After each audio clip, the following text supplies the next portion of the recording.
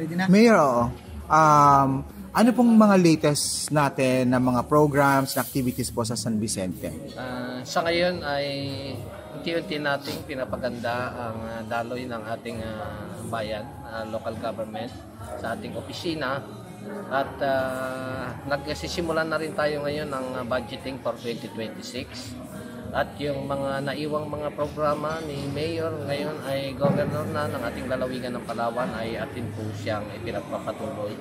At nadadagdagan natin ngayon ng mga bago nating programa katulad ng sa clean and green and beautification at saka yung ating pagpaplano na pagpoprotection pa at dagdag ng pagpapaganda ng ating environment.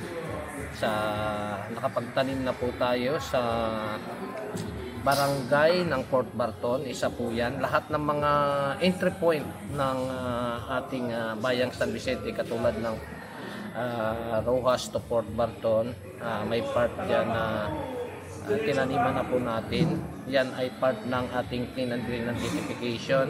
Nung nakaraang August 30 ay nagtanim na po tayo. Rosas Sundala naman from Itabiak to part ng landing ng Barangay New Agutaya. Yan po ay isa sa mga programa natin sa Nature's Highway. Kailangan pagpasok pa lang ng mga bisita sa bayan ng San Vicente, mga 3 to 4 years ay medyo nagagandahan na mga ating itinanim ng flowering trees.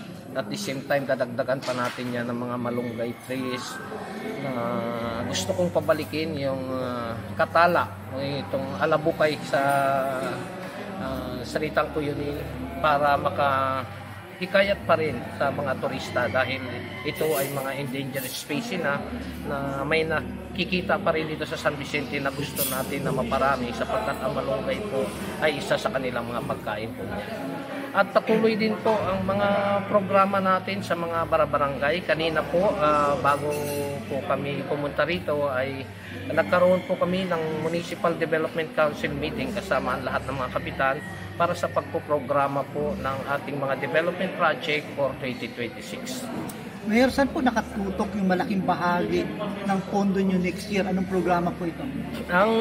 Actually, ito po ay talagang nung si Mayor si Governor ay Mayor pa ng ating bayang San Vicente, nagkaroon po kami ng commitment yan na yung 50% or tinatawag kasi noon ay halos 100 million pa lang ang budget, 50% of that is binibigay na natin sa 10 barangay.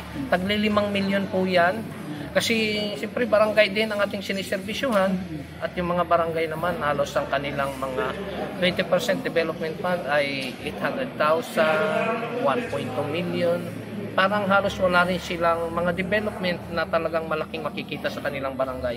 Subalit ngayon ay sa bigay ng local government sa mga barangay na sila yung magpoprograma ng 5 million, may mga concreting na nakikita, may mga street light na nakikita sa mga barangay na malaking tulong po yan sa mga barangay. Yan po. And then, ang suporta natin sa agriculture, ang suporta po natin sa health and social services ay dyan din po kinukuha. At ang iba ay concentrate na natin sa ating munisipyo at mga protection natin sa ating environment. Tourism po, gano'ng kalaking pondo? Ang tourism po ay may malaking budget din na nilalaan ang ating lokal na pamahalaan sapagkat yun ang gusto natin mapaboom ang turismo at gusto talaga natin kasi napakalaking potential ng San Vicente.